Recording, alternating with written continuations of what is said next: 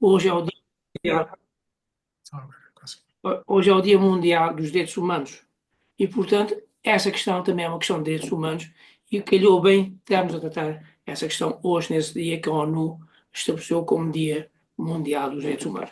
Portanto, penso que a ideia é que ficou mais ou menos clara, que é, enfim, não discutir o confronto em si, mas tentar perceber como é que o urbanismo pode permitir ou pode desencadear esses fenómenos e o que é que podemos, enfim, ir fazendo ou que soluções poderão ser encontradas para isso.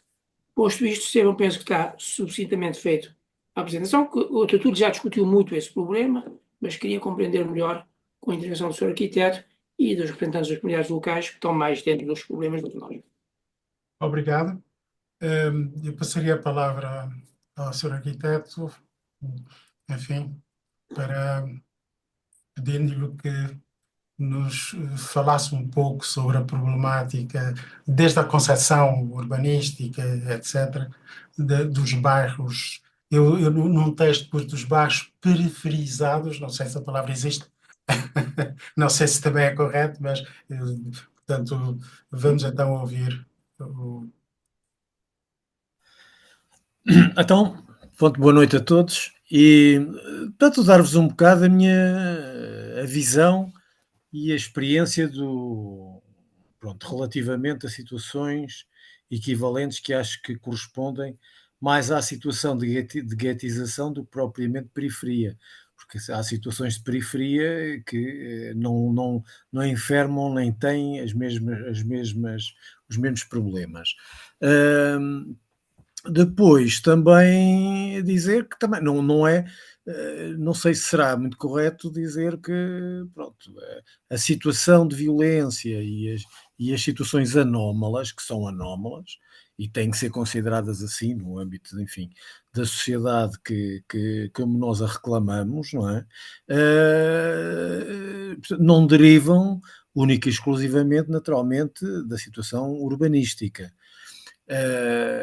Agora, a situação da inserção ou não inserção urbanística pode criar condições a que fenómenos destes vão surgindo em termos portanto, em termos de situações comportamentais que naturalmente não tendo não estando confrontadas na utilização do espaço público com uma solução urbanística, mas uma solução suburbanística, naturalmente que gera comportamentos também de reclamação e de reação da própria população residente, enfim, que não serão também os mais calmos.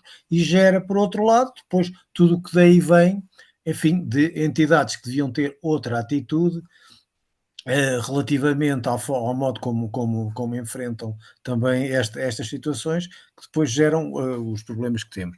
Agora, do meu ponto de vista, há aqui, a questão da guetização vem normalmente muito associada a uma situação de suburbanização e não tem só a ver aqui com situações de origem, de tipo de comunidade, de alguma maneira, do ponto de vista há efetivamente, pela condição socioeconómica, uma situação de guetização de largas áreas, no fundo, que estão inseridas em meios urbanos, mas que estão insuficientemente urbanizadas, ou melhor, não têm os necessários espaços de equipamentos, não têm as devidas infraestruturas e, sobretudo e acima de tudo, não têm um tratamento equivalente da parte da gestão e da conservação desses espaços públicos que existem.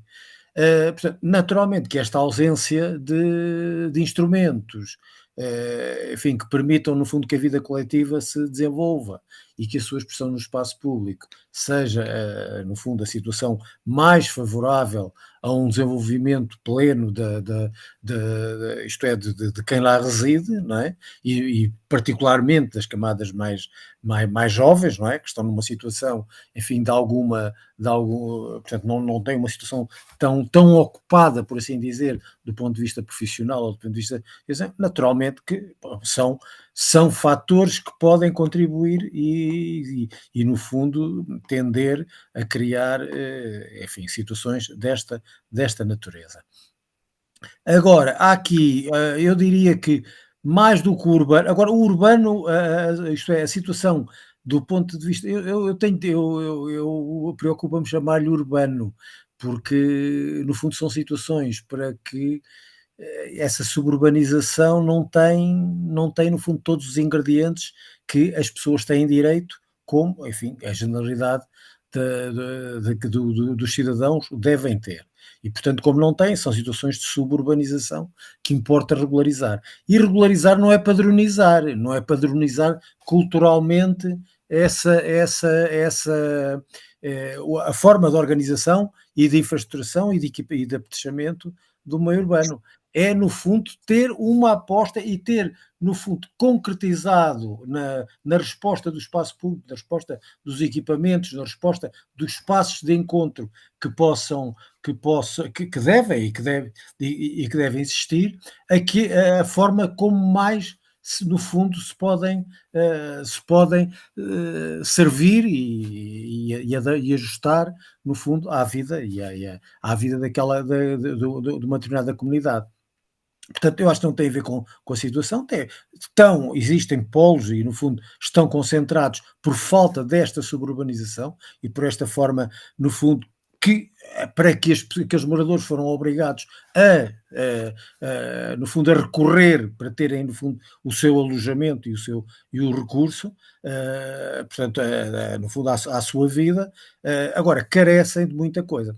Eu aqui sublinhava, é uma que tenho pensado, depois de aliás, ter sido desafiado pelo professor João Estevão, tinha pensado até que há aqui uma questão que eu diria que é crucial, que é, no fundo, estas comunidades, uma forma, no fundo, de contrariar e, ao mesmo tempo, de poder participar num processo, no fundo, de urbanização amigável para quem lá reside, são as associações, no fundo, de caráter desportivo, cultural, no fundo, associações que sejam forma de encontro e de expressão da população.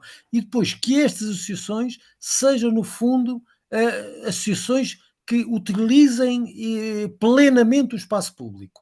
E utilizem o espaço público de uma forma regular e, no fundo, criem toda a formulação de necessidades a que esse espaço público deva responder para responder de uma forma amigável. Pronto. Há aqui coisas que, naturalmente, montanhas delas, que são muito, e posso-vos dizer, quer dizer, eu vou-vos dizer, só para a vossa orientação, assim, o que eu conheço, fundamentalmente, são as realidades, no fundo, da cidade de Lisboa e as realidades do Concelho de Louros, enfim, porque lá profissionalmente, portanto, trabalhei. Mas há situações muito centrais que enfermam disto, e situações até construídas, e até com alguma promoção de habitação e com uma situação de apoio ao próprio arrendamento, mas que mantêm, relativamente ao resto da cidade, situações de carência que são pouco amigáveis de que o espaço público possa ter vida, que as associações possam ter aí a sua expressão e que essas associações encontrem as melhores, isto é, as instalações mais adequadas às atividades que prosseguem. E, portanto, aqui estamos numa situação de facto de déficit. E esse déficit, naturalmente, acho que cria situação também de carência relativamente a necessidades, naturalmente, culturais e desportivas da população, cria impedimentos à melhor fruição, no fundo, comunitária do próprio espaço público e dos espaços de encontro, e, portanto, no fundo, é tendente a que as situações mais frágeis, no fundo, acabem por surgir situações enfim, de acolhimento de alguns comportamentos, enfim, de alguma maneira, pouco também pouco amigáveis de alguma urbanidade saudável. Portanto, este é um bocado o quadro da minha experiência e das preocupações. Por acaso, há aqui situações que eu dizia que não são situações perfeitas, naturalmente, mas há uma situação que vos situaria aqui relativamente à chamada Quinta do Mocho, em Sacavém, que por acaso acompanhei desde que as ocupações de edifícios que foram deixados em estrutura, unicamente em estrutura, edifícios de grande porte, que foram deixados em estrutura na proximidade, no fundo, do 25 de Abril de 74, e que naturalmente as pessoas mais carenciadas foram ocupando pelos pisos todos, mesmo sem terem instalações de infraestruturas, quer de abastecimento de água, quer de eletricidade e tudo mais. Portanto, transformou-se quase numa ocupação plena destes edifícios em altura. A operação depois de realojamento e da criação do bairro da Quinta do Mocho, naturalmente proporcionou um outro tipo, e nota-se, e portanto já numa fase posterior, tivemos uma situação de abordagem com aquela comunidade que, no fundo, teve ali realojamento e com outra que veio agora mais recentemente para outros edifícios naquela envolvente e que permitiu-nos, pelo menos, sem, é evidente, com conflito, mas com discussão e com abordagem relativamente à própria projeção da forma de utilização de um novo espaço verde que havia que investir e caracterizar. Portanto, eu acho que isso são situações positivas. Naturalmente que eu reconheço que isto está associado, inevitavelmente, às associações da própria população, quer associações de cabo-verdianos, quer associações de guineenses, quer associações de angolanos, que no fundo ali existiam e que essas comunidades envolvidas, cada uma com a sua posição, com a sua experiência, com a sua projeção, mas é importante criar espaço público e projetar como se vai apropriando o espaço público e como ele pode ir melhorando no sentido de se ajustar às necessidades e não daquilo que nós poderemos imaginar, enfim, com outros horizontes culturais, eventualmente nada tem a ver com quem lá reside. Este era o contributo inicial. Depois, na conversa, se me interpelarem, poderei adiantar mais qualquer coisa. Obrigado.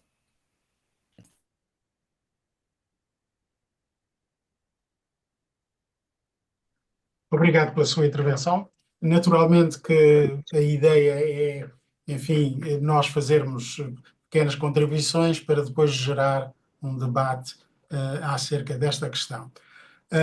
Numa perspectiva já mais associada às nossas comunidades, eu pedia à nossa compatriota Felizmina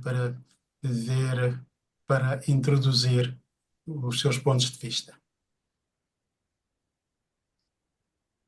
Som. Se a gente desligar o som, depois esquece. Boa noite mais uma vez a todos e quero aqui agradecer o convite da Tertúlia Crioula para participar nesta conversa e também agradecer as pessoas que estão aqui por aquilo que vamos partilhar, portanto, nessas 2 horas.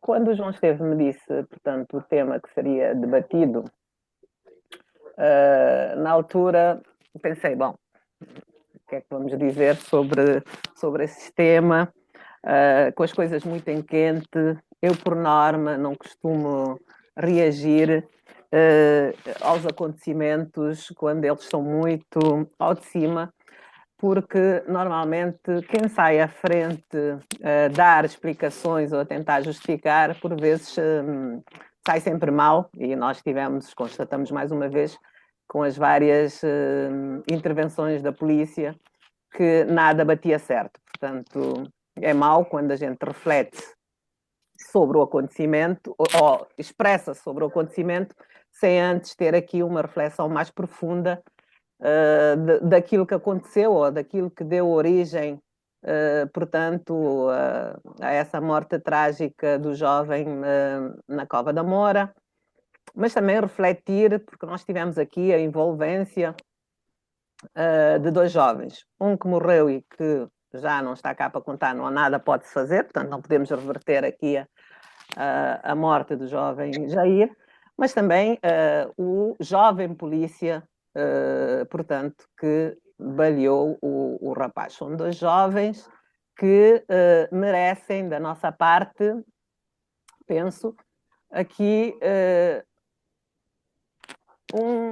um esforço maior de refletirmos o que é que está por detrás de cada um desses acontecimentos. O porquê que o jovem cabo-verdiano foi baleado e o porquê que a polícia, também de tenra idade, baleou esse jovem. Portanto, respostas sobre isso nós não temos, mas o que sabemos é que esses ciclos se repetem. Portanto, não é a primeira vez que isso acontece, não vai ser a última também, se não houver aqui medidas mais estruturantes para nós tentarmos aqui apaziguar, por assim dizer, os bairros guetizados, não é? Portanto, tudo o que está por detrás desses acontecimentos tem a ver com a situação dos bairros. A situação dos bairros que se arrasta ao longo dos anos e que não há uma medida ou que o governo não pensa nessas situações, após o acontecimento, refletir e ver que caminhos tomar para não termos nos próximos anos mais um incidente deste. Portanto, no calor do acontecimento toda a gente fala, o governo reúne um grupo de dirigentes para refletir não sei o quê e sem nada na manga.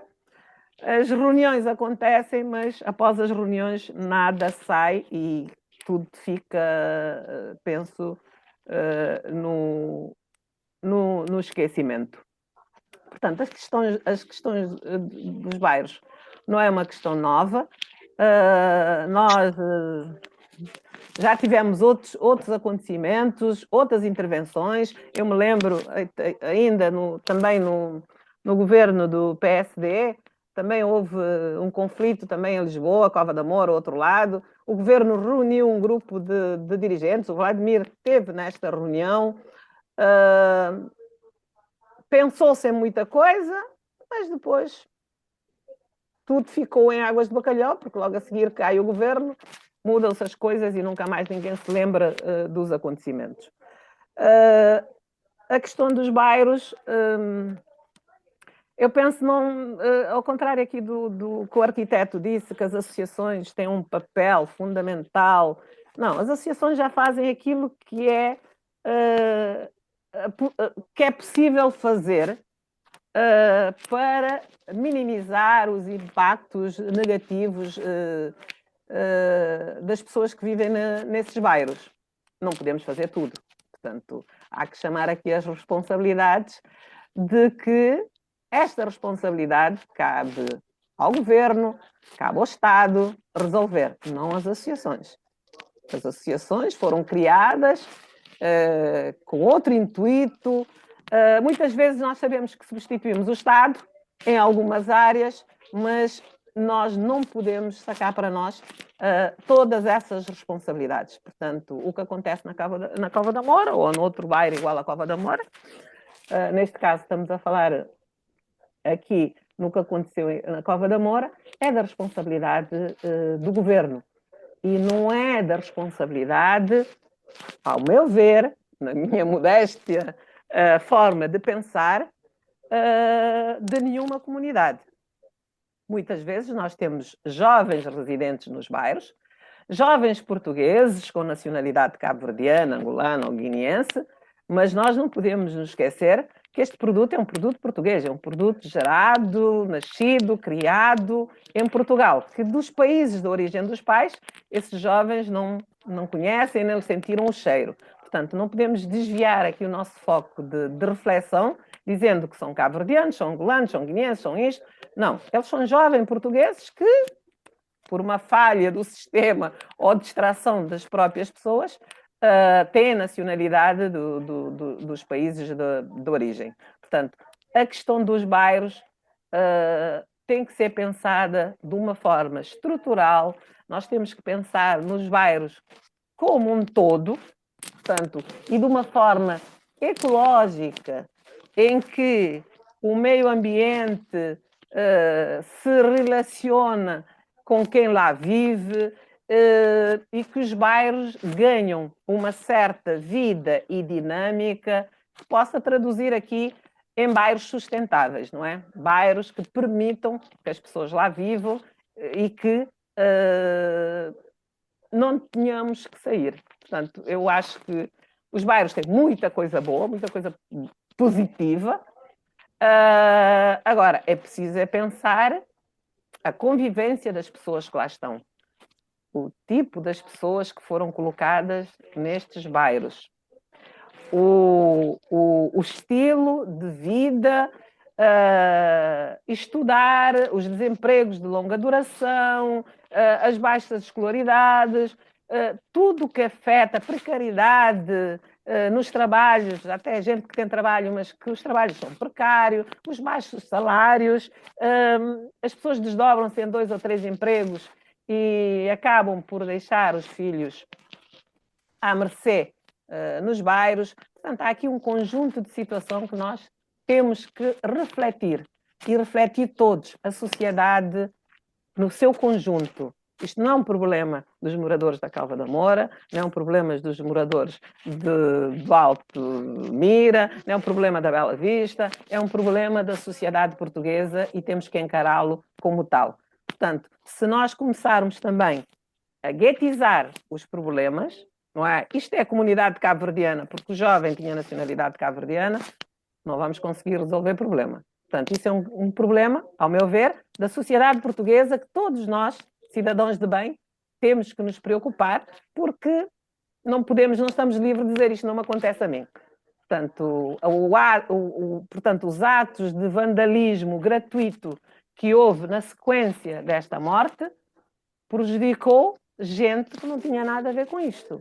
Gente trabalhadora, possivelmente, que viu os seus carros incendiados, autocarros, que é um bem comum, também que foram incendiados, o motorista que também levou pela tabela que foi incendiado. Portanto, houve aqui um escalar de violência que todos nós temos que lamentar e fazer um pouco de meia-culpa, não é? O que é que nós, enquanto cidadãos de bem, estamos a contribuir para desconstruir esses acontecimentos. Penso que fico por aqui. Obrigado, Filomena. Vamos continuar nesta primeira ronda. Eu passava a palavra ao Rolando. Rolando? Não.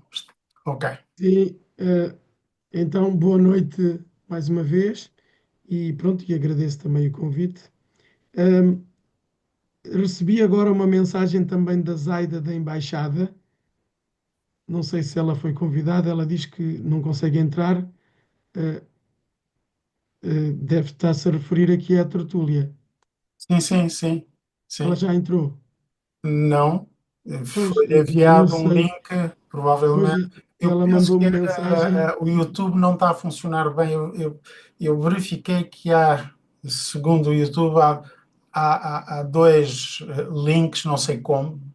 Fui eu, a culpa é a minha. Enfim, mas enviei-lhe um link do Zoom para entrar. Ok. Eu Pronto, posso. então verão depois, se Sim. entretanto Eu, lhe quiser eu dizer vou, alguma eu vou coisa. enviar-lhe uma mensagem para ver se ela entra pelo Zoom. Ok. Relativamente ao tema, eh, eu estou de acordo que sim, isto é um problema, eh, aliás, que não é só português, já aconteceu também noutros países, esta questão da, da- eu não gosto muito da palavra guetização, ou seja, eh, O que eu acho é que os fenómenos acontecem e, na verdade, nós temos que os enfrentar como eles são. E como a Felizmina acabou de dizer, na verdade, as pessoas que estão neste tipo de bairros são as pessoas que têm, em média maior, menos formação, menos trabalho eh, e também menos escolaridade. Eh, mas eu acho que isto não é só isto não explica tudo. Queria dar o exemplo de uma situação que eu testemunhei, ou seja, ah, enquanto jovem, nós vivíamos num bairro onde as casas eram térreas e, ao contrário da Quinta do Mocho, como o arquiteto Mário referiu, aliás, a própria Quinta do Mocho também tinha casas térreas e, e a questão é, há uma situação antes dos realojamentos e há outra questão depois dos realojamentos. Ou seja, antes dos realojamentos há uma liderança comunitária em que podemos dizer que as famílias até tomam conta dos filhos uns dos outros e que após o realojamento há ou seja, continuamos a falar das mesmas populações. Isto, claro, já dá os primeiros realojamentos aqui na Grande Lisboa começaram há cerca de 30 anos, com o tal PER, Programa Especial de Realojamento. E, ou seja, antes do realojamento é uma coisa e depois do realojamento é outra. Ou seja, com o realojamento as lideranças locais desaparecem, as vizinhanças desaparecem e o que lidera é um. Não, pronto, vou-lhe dar este nome, mas não é bem isto. Ou seja, é tipo de uma espécie de crime organizado, latente, que está ali a desviar as crianças muito rapidamente e que depois, associado a uma boa parte das famílias que está a lutar e que está a trabalhar e que está a sair de casa muito cedo para ir ajudar a desenvolver o país, e muitos destes jovens são apanhados por essa teia, por essa rede e depois, lá está. Hoje em dia, a União Europeia já os identificou como NEET, não é? São os que não estudam, nem trabalham, não fazem nada. Mas os que estão num nível social superior, ou seja, podemos dizer economicamente favorável, pronto, não estão nestes bairros, nestas situações, eh, pronto, ficam por casa, não sei se incomodam muito ou não, porque não há estudos que digam exatamente em que atividades é que estes jovens se envolvem.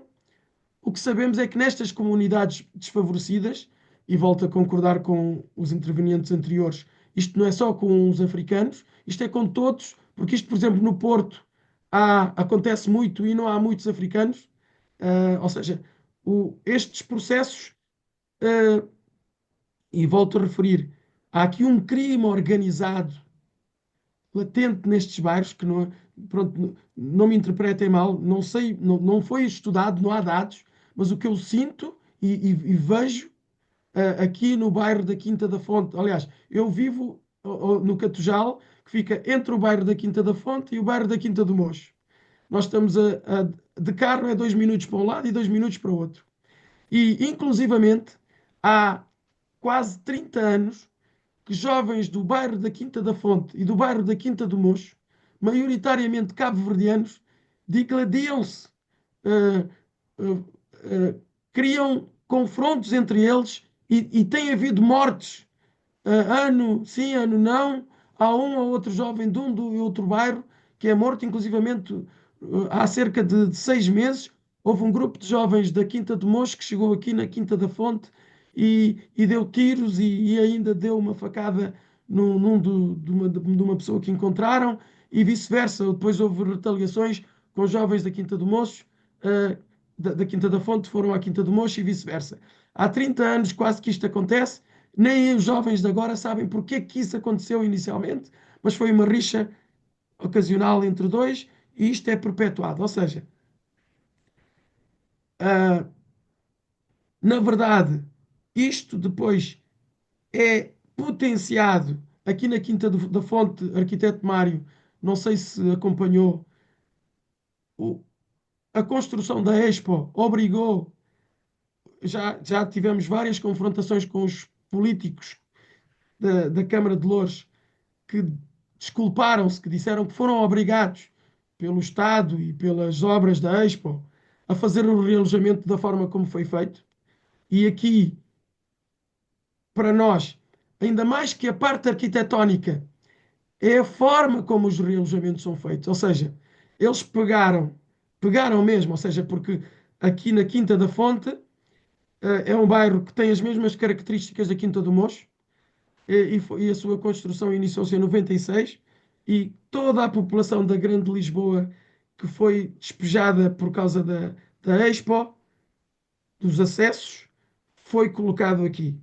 E vocês devem se recordar que este bairro está muito famoso por uma confusão que aconteceu em 2007, em que andou várias semanas na televisão, onde havia confrontos entre a comunidade africana e cigana, com tiros e tudo mais, com manchetes até a nível internacional, e onde isto foi tudo mal explicado e mal acompanhado. Sabe-se que os meios de comunicação que vieram aqui ao território estavam a pagar a alguns jovens que já estavam nestes esquemas para manter aquela situação durante uns dias, e depois, até hoje, este bairro ainda sofre muito essa, essa discriminação que depois se, se espalhou.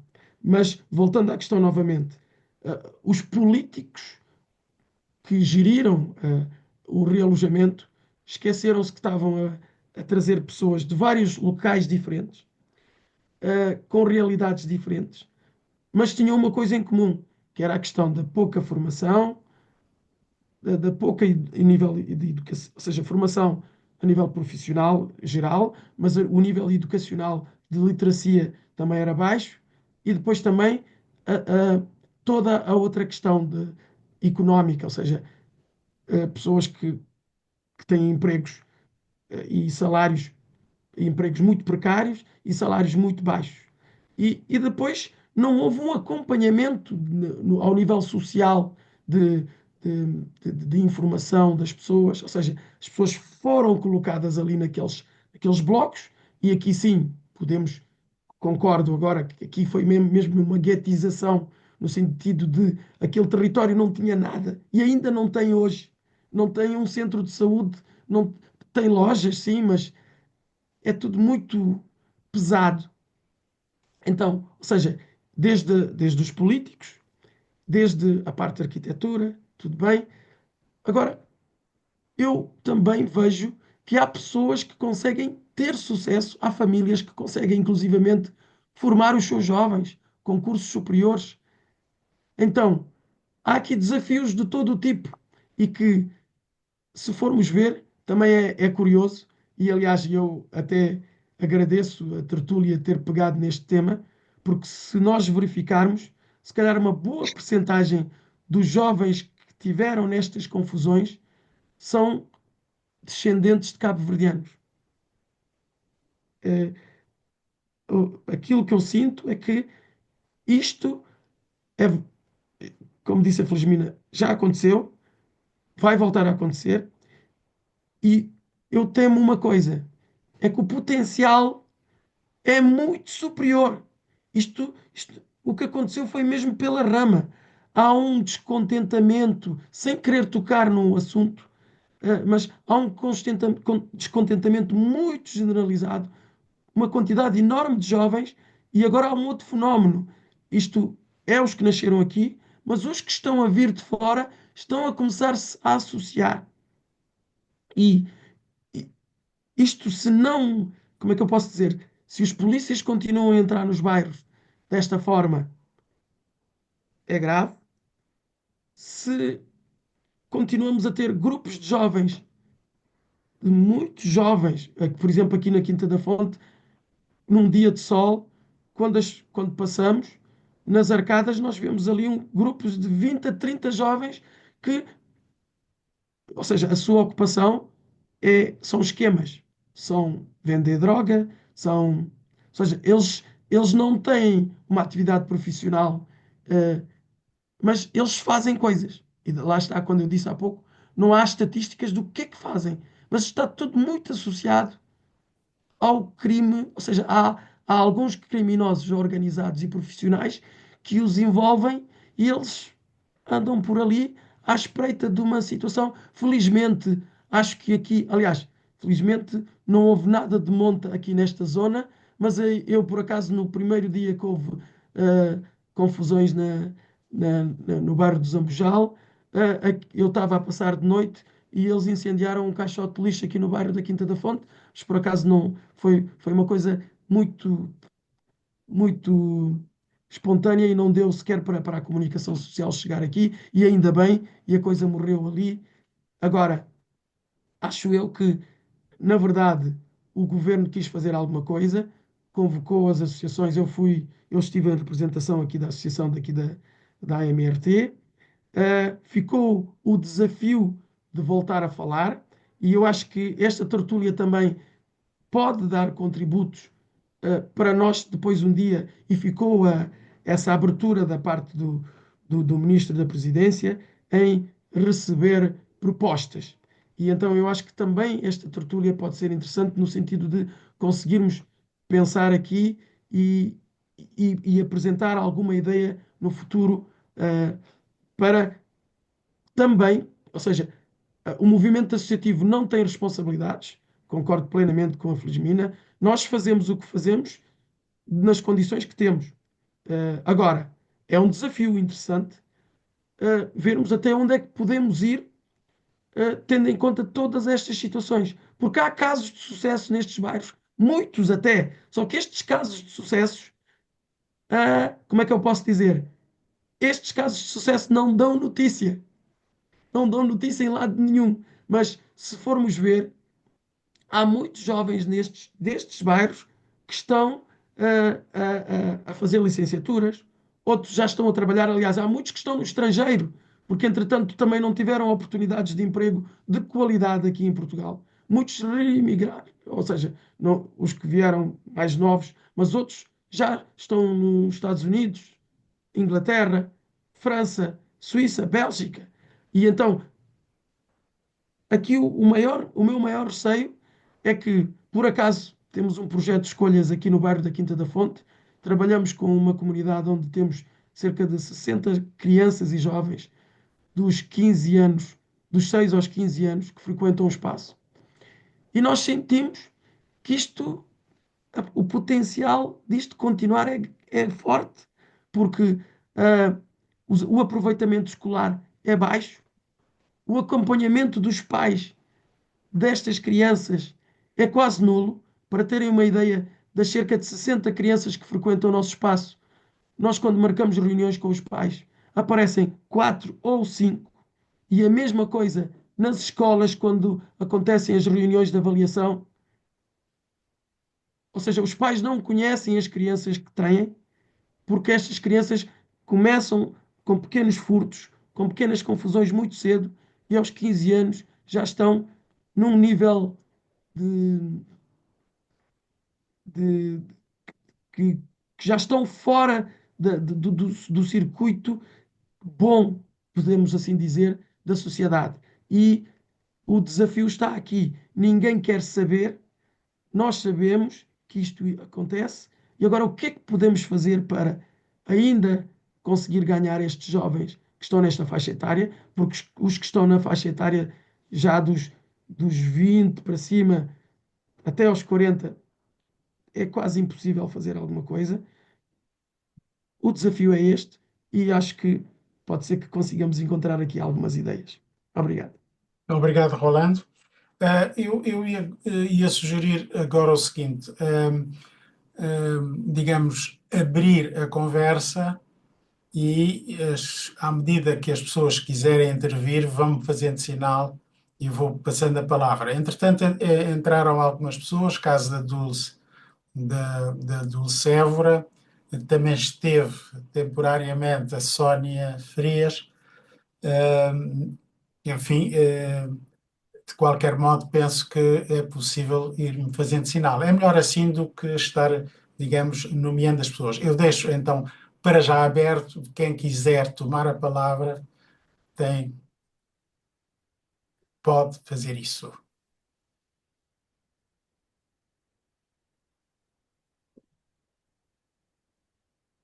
Inclusive as pessoas que estão só com os nomes, que não vejo, não, Parece, não vejo as parece caras. É?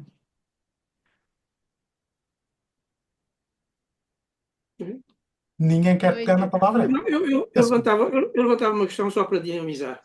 Que é assim, eu estive aqui com muita atenção a ver, de facto, os problemas que o Sr. Arquiteto falou e que depois as associações trouxeram ao debate, aqueles problemas que nós já tínhamos até mais ou menos detectado, que é o emprego, a educação, infraestruturas básicas, transporte, formação profissional, que gera de facto todo esse desconforto, digamos, comunitário e a fuga à escola, a entrada no mundo do crime, enfim, organizado.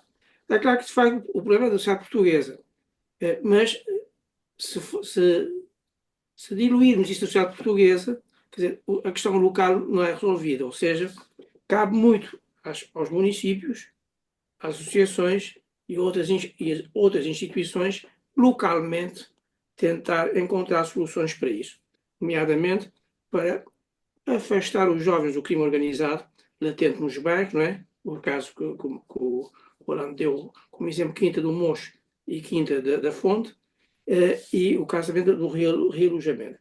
A questão que eu colocava até a todos seria essa. Em primeiro lugar, o Rolando deu um exemplo interessante, que é o espaço para as crianças e jovens, embora os pais estejam um pouco afastados, em virtude da necessidade de sobrevivência, têm de trabalhar, não é? E, portanto, uma das questões que se coloca é pensar também se as próprias associações não têm também de repensar as suas atividades, os seus projetos, de modo a assegurar uma maior participação, maior atração dos jovens. Porque às vezes acontece que algumas associações têm projetos que não são muito atrativos para os jovens, por razões variadas, mas eles estão no terreno, podem melhor do que qualquer um que não esteja no terreno, ver qual é a possibilidade de repensar esses projetos, nomeadamente para trazer os jovens a esses espaços, como acontece com o espaço de que falou o Rolando, onde são jovens e que poderá ser outras atividades. O Sr. Arquiteto falou muito bem na questão das atividades culturais, que já tínhamos aqui também abordado, na questão das atividades de formação profissional, etc., que não cabe às associações, é certo, não estou a dizer que, mas a parte cultural pode ser um bom meio de investimento da sociedade. Eu queria esclarecer o seguinte para a Frismina. Naquela casa da Cova da Moura, o governo tinha dinheiro para dar. Tinha dinheiro para dar, eu sei que tinha. Só que, lamentavelmente, a associação, na altura, criou um conjunto de problemas que acabou por impedir a continuação do projeto. O projeto era muito mais vasto, eu tinha comunicado à associação que o projeto era mais vasto, que havia fundos para isso, só que na altura houve problemas que me ultrapassam, não sou da associação, limitei-me enfim, a colaborar um pouco, e acabou por. Entretanto, depois também caiu o governo, mas até lá podiam ter recebido algum dinheiro para projetos em concreto. Mas o que eu perguntava era isso. Era, porque, outra coisa, eu já falei aqui com os meus colegas da tertúlia, aqui em Guimarães tínhamos um espaço, que era um bairro social, de má fama, de bandidagem, jovens abandonados na rua, etc, etc. Houve uma intervenção e a cidade cresceu e acabou por absorver o bairro. Criou-se um centro de saúde ali perto do bairro, e o bairro que era conhecido bairro dos Jaguns, hoje é conhecido como bairro da Nossa Senhora da Conceição, que é o local onde está. Porque aquilo que era jagunçado, entre aspas, desapareceu, ou foi reconvertida, também entre aspas.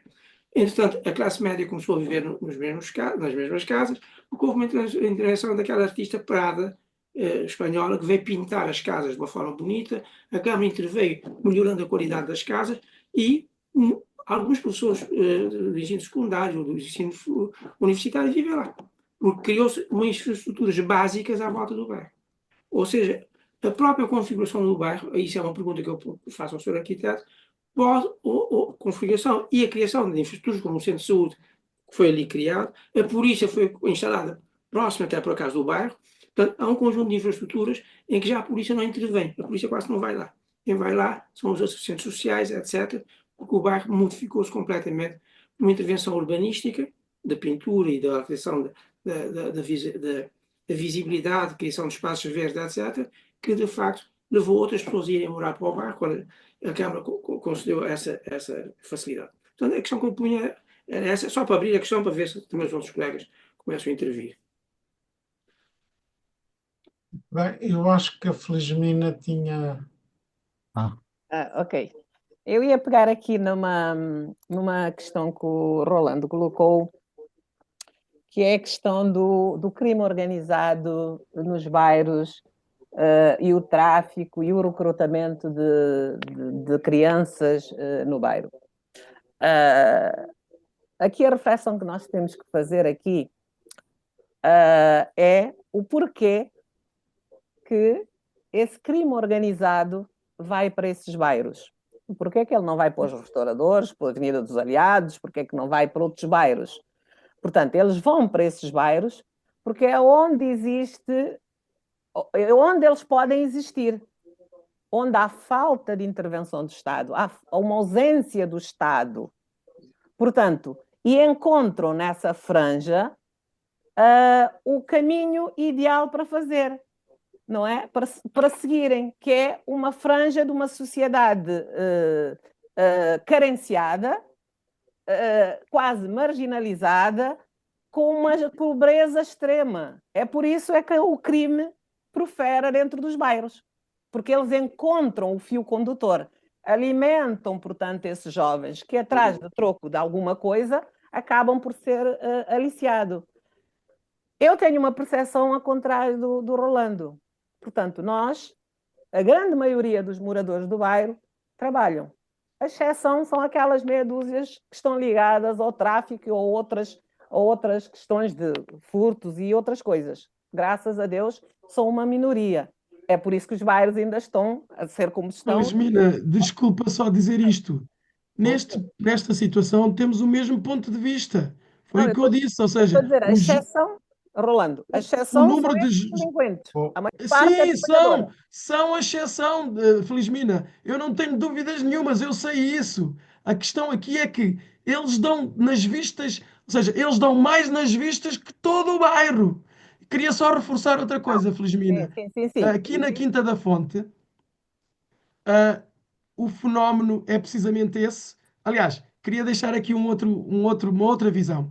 Se nós trouxéssemos pessoas, professores universitários, pessoas da classe alta, para vir viver nestes bairros, as coisas mudariam.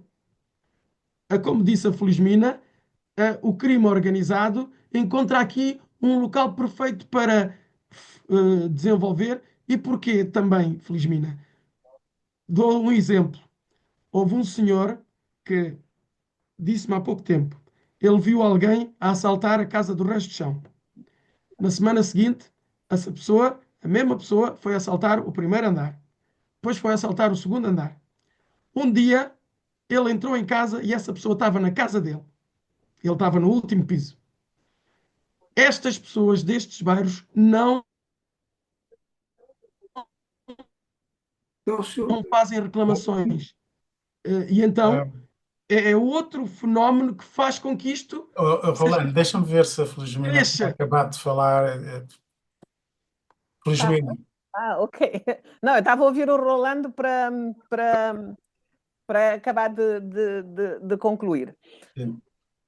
Nós temos bons exemplos nos bairros. Eu falo, por exemplo, do bairro da Bela Vista, que eu tenho conhecimento, não conheço os bairros de Lisboa, a não ser da notícia. Existem bons exemplos de medidas. Setúbal, a única associação de imigrante que funciona das 9 às 18 somos nós, é a Associação Cabo-Verdiana de Setúbal, e nós temos tido sempre projetos preventivos na área da educação e de acompanhamento das crianças. Nós, anualmente, atendemos cerca de 30 crianças em regime de ATL, em que os professores, em parceria com a escola, em que os professores nos pedem para trabalhar as valências das crianças, não só as disciplinas, mas também o saber-estar da criança em várias valências, e é um compromisso que nós assumimos com a criança e com os pais. Nós só matriculamos as crianças se os pais aceitarem, portanto é um compromisso aqui com a comunidade, em que eles estão nos horários que não estão na escola. Portanto, a nossa taxa de sucesso de crianças que nós acompanhamos do 5º ano ao 12º ano é de 98%. Portanto, nós, desde que começamos o projeto preventivo na área da educação, porque notamos que havia um grande déficit, portanto, das nossas crianças de atingirem a escolaridade obrigatória, nós já conseguimos que todos os alunos que frequentam a nossa TEL chegam, concluem o 12º ano e alguns deles até prosseguiram para a universidade. Portanto, nós somos prova de que um investimento, um esforço, é capaz de tirar essas crianças, portanto, de um ciclo de vida que poderia ser menos propício. Mas nós não podemos deixar, por mais boa intenção que a associação tenha, nós não podemos deixar de apontar as falhas que nós sentimos no sentido, no ensino, portanto, na questão da saúde, na questão do emprego, da formação, que ele existe, porque nós sabemos que a causa do insucesso dos jovens do bairro está preso a isto tudo. Há pais com poucas habilitações, com muitas horas de trabalho, pouco rendimento, mas isto não podemos dizer assim, isto não está só atribuído às comunidades imigrantes, isto também está atribuído à população portuguesa que mora nos bairros. Portanto, o ciclo é o mesmo.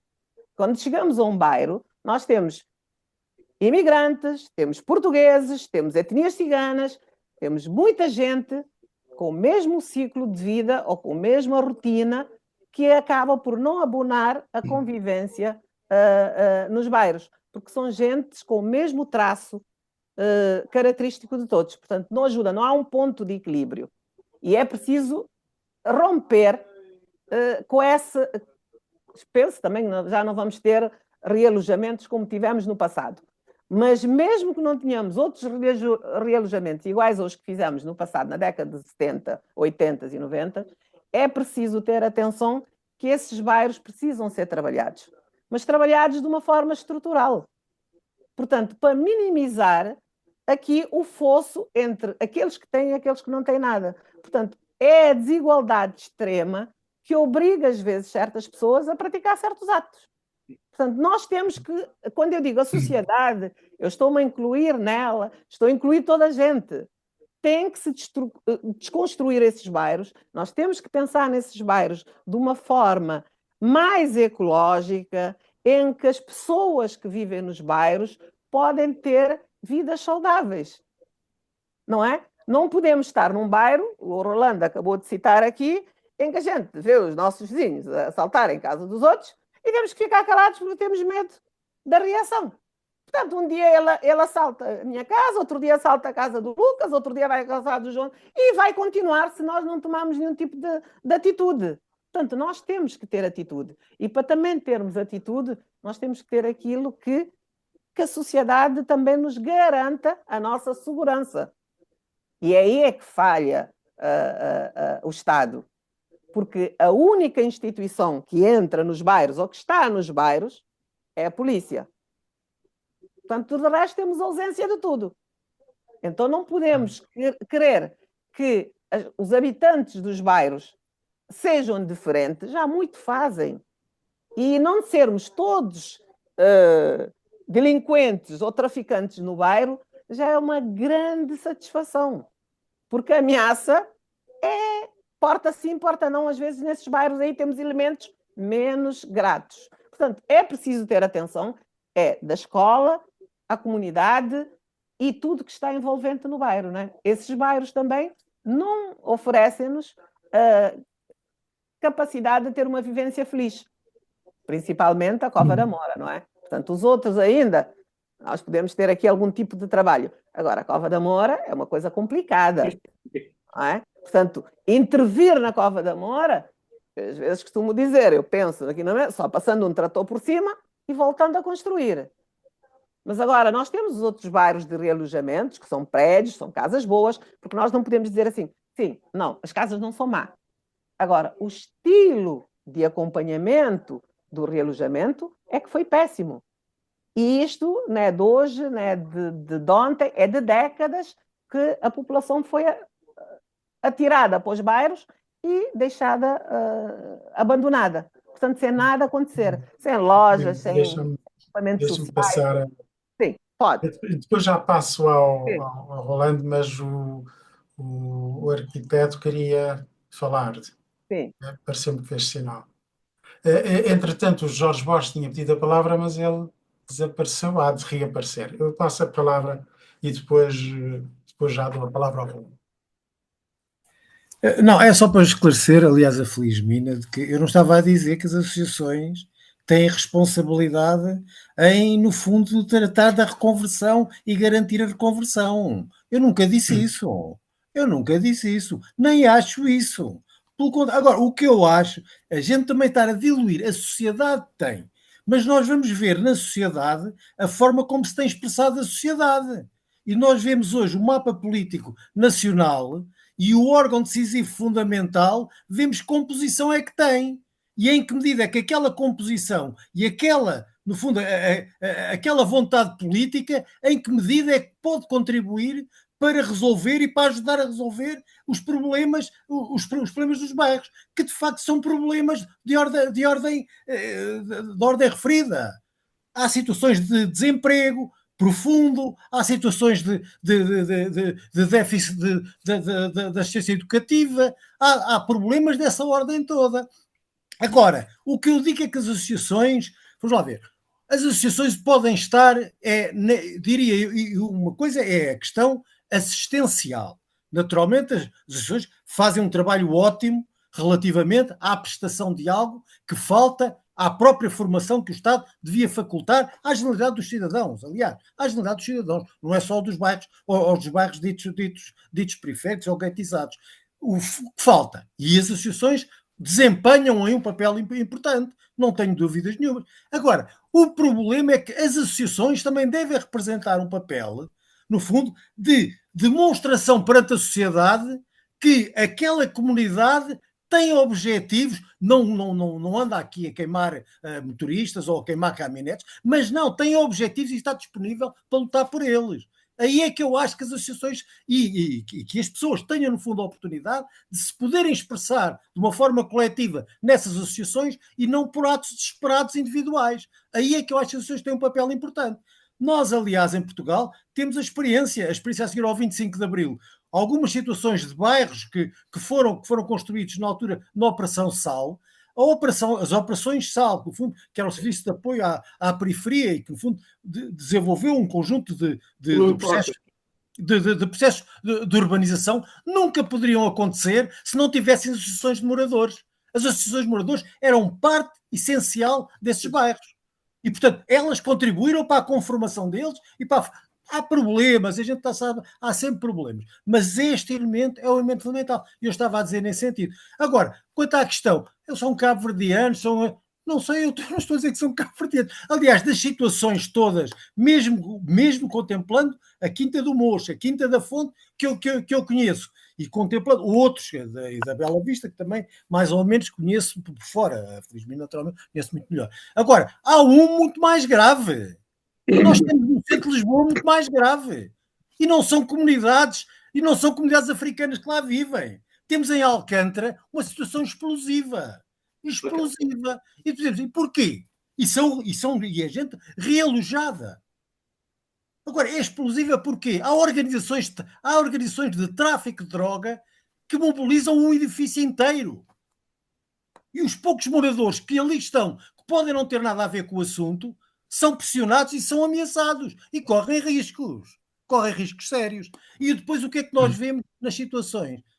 O que vemos nas situações era um centro de saúde que existia e deixou de existir, porque desapareceu dali, não é? E é uma piscina que existia, que ali estava, que tinha problemas, desapareceu e ficou sem espaço desportivo. E este é o tipo é isto que não se quer. Mas aquela comunidade o que é que precisava? Precisava de estar atenta e de poder expressar perante o resto da sociedade que tinha forte e determinante vontade em que aqueles equipamentos dali não saíssem e que eles regressassem para o sítio. Esta é que é a grande questão. Depois, quanto à questão da criminalidade, desculpa, eu entendo, eu não posso deixar de pronto, de considerar que quem está desempregado, um jovem que já tem dificuldades e tem que ajudar em casa, já deixou a escola porque, enfim, também não tinha todas as condições para poder estudar da forma como os outros estudam, está completamente desempregado. As redes, a questão que o Rolando há bocado colocar, aparecem estas redes, naturalmente oferecem aquilo que ele precisa para viver. E, portanto, é por aí que envereda. E envereda em larga escala. Portanto, há aqui situações de crime que tem que ser atacado forte e feio. E não é com a polícia entrando nos bairros. Porque a polícia entrando dentro dos bairros, como esta situação que eu digo de Alcântara, é uma situação que a polícia entra, resolve no dia e no dia seguinte o esquema está montado e continua a funcionar. E, portanto, não é assim. Não é assim, tem que ser mais profundo. Agora, aqui, esta situação, portanto, o que eu digo das associações é mobilizarem para que as pessoas tenham uma forma transparente portanto, e digna de reclamarem os seus direitos. E com determinação, e não são com atos gratuitos, que também levam-nos para a cadeia para não resolver o problema. Atos que tenham consistência e que tenham persistência na reclamação dos organismos oficiais, seja no âmbito das competências das autarquias, seja nas competências do governo. E, portanto, isso é que é importante, é aí que eu acho que faz falta, não é? Relativamente a isto. Depois, relativamente aos resultados, os resultados também, isto também fala um bocadinho a experiência. Eu resido nos Olivais. Eu recordo-me quando os Olivais aconteceram e mais, e aqui nos Olivais até as questões que estavam a colocar há bocado, mas também era bom se houvesse gente já de alguma formação. Aqui nos Olivais havia, no fundo, algumas cooperativas que também integraram, no fundo, o que veio ocupar os Olivais, que eram cooperativas de médicos, de engenheiros, de não sei o quê. Portanto, era gente que, do ponto de vista cultural, tinha o direito.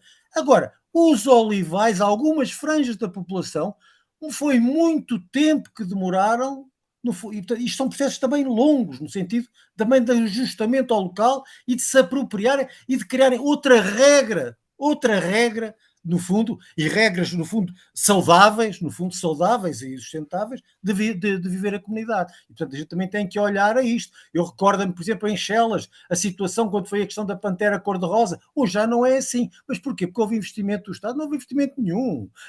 As próprias comunidades é que estão a fazer a sua evolução.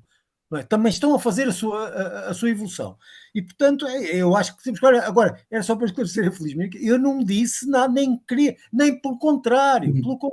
Eu acho é que deve ir assim. E a questão do urbanismo, claro que é importante. Agora, o urbanismo é para reclamar, e, no fundo, poder contornar e poder ajustar à forma como o Estado intervém. E não é de uma forma puramente administrativa. Não é? E mais, e tem que ser de uma forma continuada. Eu, aliás, já chamo a atenção para isto. Mesmo das situações em que os processos de urbanização tiveram alguma consequência, não é? E até foram, enfim, de alguma maneira relativamente consistentes, na fase posterior e subsequente, a manutenção dos espaços foi completamente abandonada. Isto é, é priorizado o tratamento. Como isso existe em Lisboa. Há uma parte da cidade que pode ser atendida, há outra parte que não é. Isto historicamente é assim. Há uma parte que é atendida com todos os cuidados, com uma assistência, enfim, intensíssima, e outra enfim, que deixam andar as coisas e deixam degradar, no fundo, espaços públicos, até situações muito críticas. Portanto, o urbanismo, sim, é condicionador. Agora, também importa que aqui a componente social não é para acalmar, não é? Porque não há maneira de acalmar. Aliás, quando as pessoas ganharem consciência, que têm consciência dos problemas. As pessoas têm que ver como é que abordam os seus problemas, que são problemas efetivos, e abordam de uma forma consequente. Não é abordarem para irem para a cadeia e ficarem isolados e acusados de terroristas. Isso não acredita nada. Isso não adianta. Pelo contrário, isola ainda mais. O que interessa por isso é que eu digo, as associações, em que é que ganham? É ser uma expressão coletiva daquela comunidade. E não estou a dizer que é comunidade, nem é imigrante, nem é não sei o quê. A expressão coletiva daquela comunidade, que se apresenta perante uma sociedade de uma forma perfeitamente responsável, não é? E coerente naquilo que reclama. E é isso que eu acho que pode ajudar também aos processos. Ok. E mais, pode, de alguma maneira, também conter mesmo esses comportamentos desviantes das forças de segurança, não é? Que acabam por ser porque o grau de, é naturalmente, que eu percebo que há violência que gera violência. Agora, também temos que entender, quer dizer, que também aos poderes de Estado cabe alguma ponderação na forma como intervém, e uma forma ponderada. E o que aconteceu não tem nada de ponderado. Aí não há nada de ponderado, há um prejuízo logo de intenções que nem sequer estão minimamente apuradas. Portanto, agora, mesmo a forma como estas situações podem acontecer, podem ser contidas com uma outra presença que não tem que ser uma presença de baixar a crista, por assim dizer. É uma presença reclamante, mas é uma reclamante consistente, responsável e com dignidade. Era só para esclarecer isto, que ficou com a ideia de que pá, eu quero as associações já fazem muito, e até vou dizer mais, mesmo algumas que eu vejo às vezes da Cova da Moura, a Cova da Moura, mesmo em termos urbanísticos, não são situações idênticas. Nós temos situações de realojamentos que surgiram de processo urbanístico. Nós sabemos que a Cova da Moura pode-se, no fundo, assemelhar a uma situação de um bairro de género ilegal, como noutros sítios, onde, como sabem, existem lá ainda propriedades privadas que foram, no fundo, aproveitadas para edificar, e existe alguma propriedade que é do Estado e que também pode e deve ser envolvida no processo de reestruturação. É uma situação bem diferente das outras. Nas outras emerge a questão social e, por assim dizer, emergindo a questão social, há uma malha urbanística que pode dar resposta a isso. Na Cova da Moura as coisas são mais complexas. Mas sendo mais complexas não são impossíveis. E se a comunidade intervier e tiver alguma participação nisso, não é impossível. Não é impossível. Aliás, no processo de saldo surgiram situações de realojamento que hoje estão inseridas até no bairro da Liberdade, que era um bairro também de género ilegal na zona de Campolide. E, no entanto, surgiram situações consistentes, sei lá, na zona do Norte, e o doutor eventualmente conhecerá, de Guimarães e de outras, surgiram situações muito degradáveis, mas conseguiram, no fundo, ter situações urbanísticas que corresponderam e que deram nascimento. E Portanto, também foi um pouco decorrendo da aplicação dos SALs aqui, na Zona Norte, e que os arquitetos atualmente estão outra vez a discutir essa questão dos SALs nos bairros do Porto. Ainda há dias tive uma reunião com um arquiteto que estava exatamente a falar nessa questão, porque há uma integração de vários elementos e não só da edificação. Há mais do que isto, não é? O SALs do Nuno Portas teve, de facto, essa grande vantagem de gerar outros fenómenos. Jorge, há bocadinho fiquei com a ideia que querias falar. Está? É longe. Jorge? É. Rolando, há bocado, quando fez portanto, esteve a dialogar, digamos assim, com a Felizmira, penso que não disse tudo o que queria dizer. Eu quero continuar no sentido em que há um trabalho, pegando nos comentários do professor Vladimir, que as associações fazem e fizeram. Por exemplo, aqui no Talude, no Catujal, a nossa associação, em 2003, criou uma creche, de 2003 a 2011, porque estávamos mesmo com esse fenómeno muito forte dos jovens estarem sozinhos mesmo, porque os pais saíram de casa a partir das 5 da manhã, 4 da manhã, 5 da manhã. Como sabem, as senhoras iam fazer as limpezas e os homens iam para a construção e chegavam tarde, e tínhamos aqui um surto enorme de jovens que estavam mesmo, pronto. Fizemos a reunião com os pais, criámos a creche. No primeiro dia que criámos a creche, aliás, que abrimos a creche, convidámos o presidente da Câmara, o presidente da Junta e também a responsável da Segurança Social. E o presidente da Câmara veio, da Junta vieram, e colaborámos até hoje. A creche foi fechada em 2011. Durante aqueles 8 anos, a média eram cerca de 50 crianças por mês no local. Entretanto, a creche foi fechada em 2011. A Segurança Social obrigou-nos a fechar a creche e nós perguntámos para onde é que iriam as crianças e eles obrigaram as creches à volta a receber mais crianças.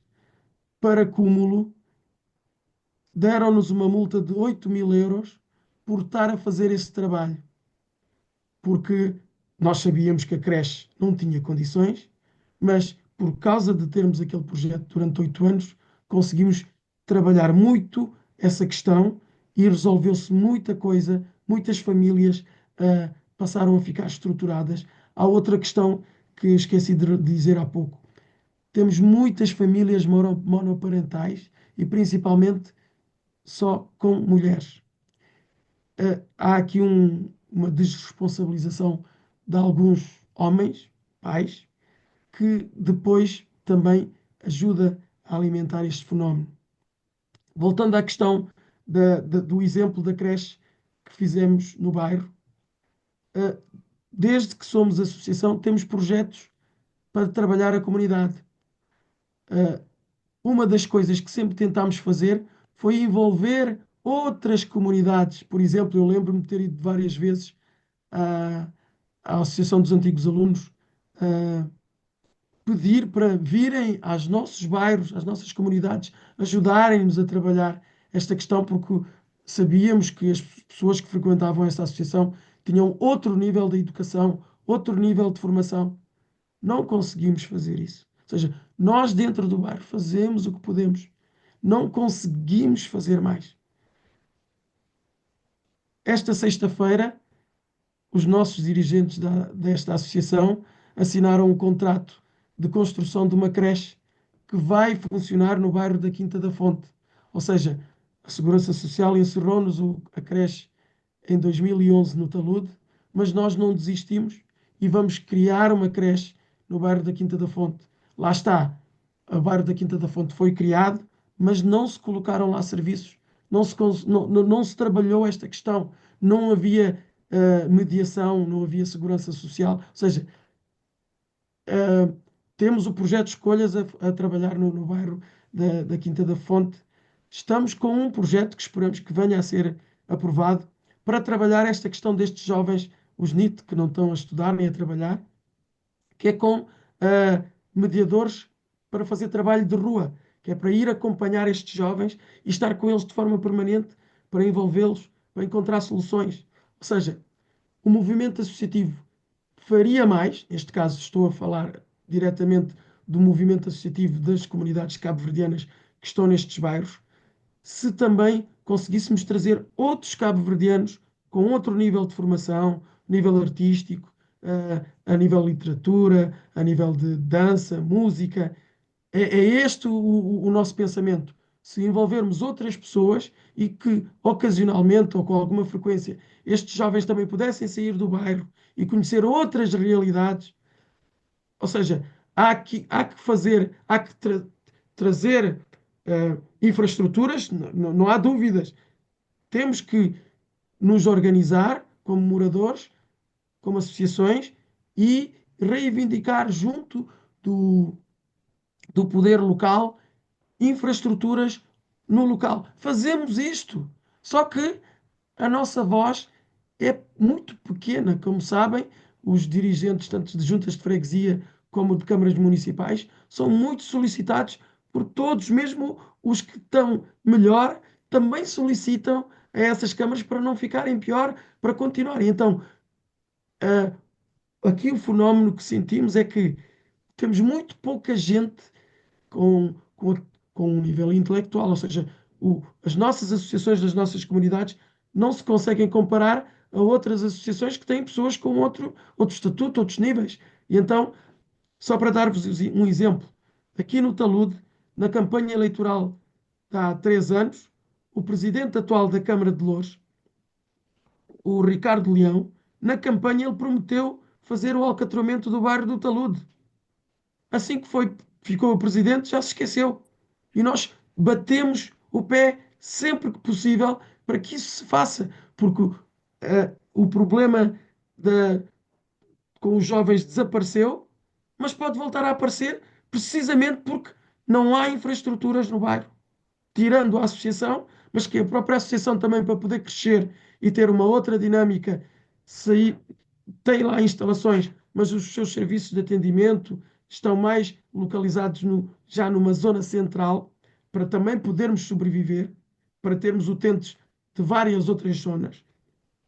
Então, eh, o desafio que estamos a lançar agora é: estamos a trabalhar para a criação de uma cooperativa de habitação, onde estamos a convidar os moradores e também a própria Câmara Municipal e a Junta de Freguesia a juntos encontrarmos também outras soluções a nível habitacional, porque o bairro do Talude ainda é dos últimos onde ainda não foi, apesar de ter sido registado no PER em 93, ainda não houve solução habitacional para esta comunidade. A grande safa é que a cada 2, 3, 4 anos, a comunidade cabo-verdiana, que ainda é maioritária, cerca de 90% neste bairro, voltam a reemigrar. Assim que melhoram as suas condições, saem do bairro e vão para outras zonas melhores e depois saem do país. Ou seja, as pessoas e o movimento associativo estão a fazer o seu trabalho. Agora, pronto, como constatamos, e como disse também o arquiteto e também o professor Vladimir, ou seja, com outros níveis de intervenção e com o tempo, algumas coisas vão se resolvendo. Agora, chegamos à conclusão é que, na verdade, a diferença, o poder económico é um dos fatores principais para que estes fenómenos se mantenham e, eventualmente, numa ou outra situação, até cresçam. Era só isto que eu queria Ok. para terminar. E eu perguntaria a algumas das pessoas que não estão visíveis se alguém quer intervir. Sim, eu já estou de volta, mas Ah, tive aí um problema de congelamento. Pois, Eh, há bocadinho fiquei com ah, a ideia que querias falar, pois. sim, sim, mas rapidamente. Não, portanto, eu agradeço imenso, porque de facto todas as intervenções permitiram-me consolidar um pouco as ideias que fui tendo.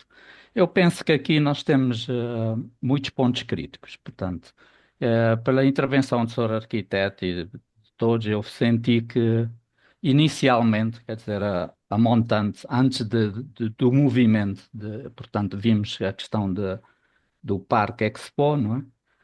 Portanto, há uma falta de concertação. Eu penso que seria importante que houvesse uma maior concertação, desculpe, eh,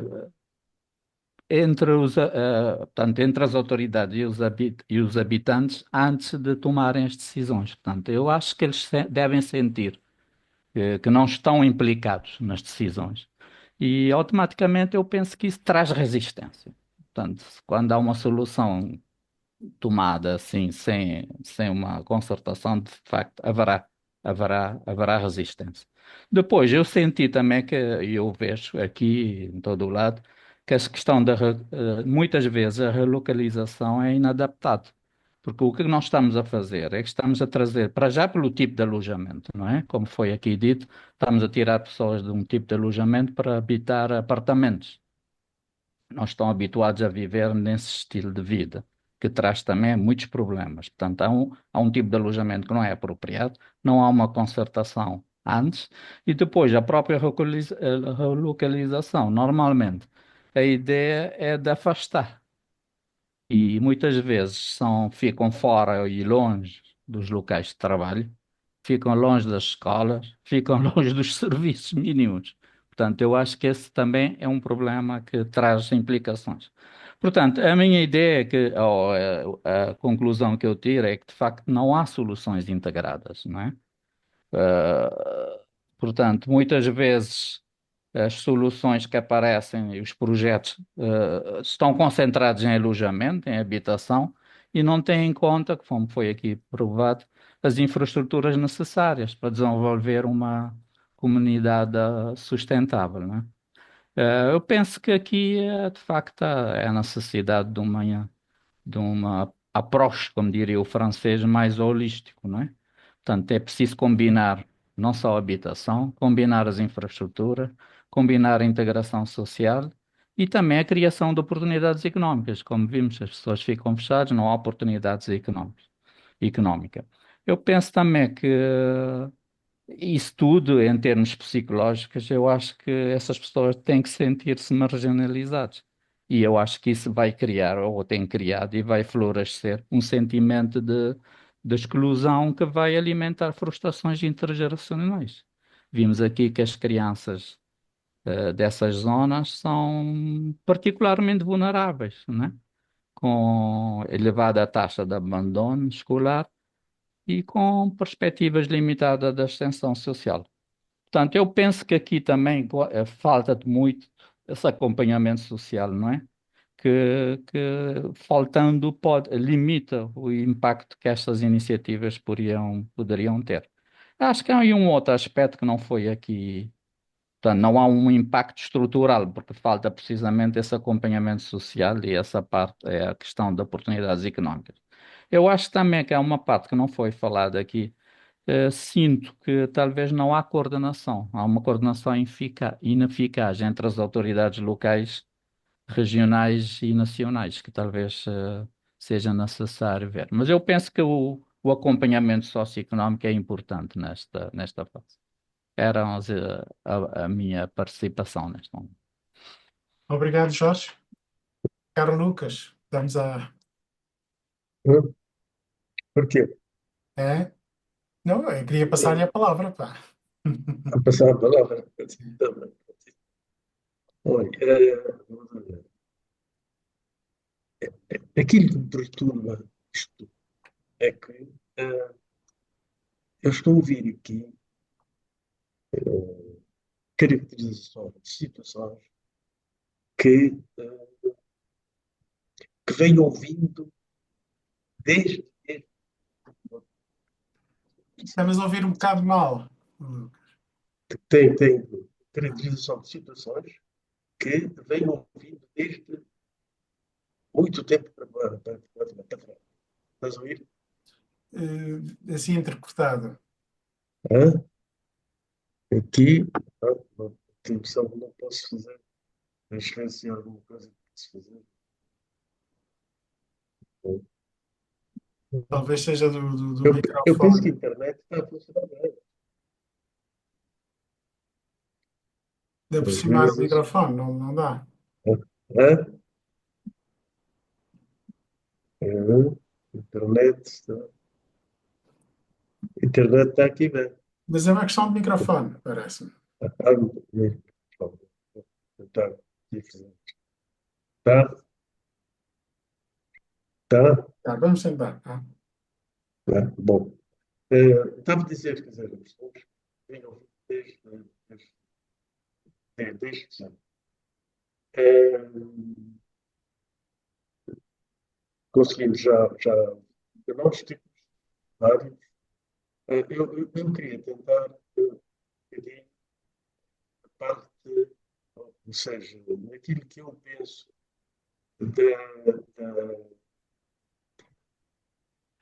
daquilo que é da forma que a sociedade ela está, pode ou deve intervir desses problemas. Continuamos a ouvir um bocadinho mal. Eu tenho ideia porque às vezes ouve-se, outras vezes não. É capaz de ser de Põe algo. mais alto. Eu vou fazer uma coisa, vou tirar. Hum. É Vou melhor desligar aqui. Sim. Parece que.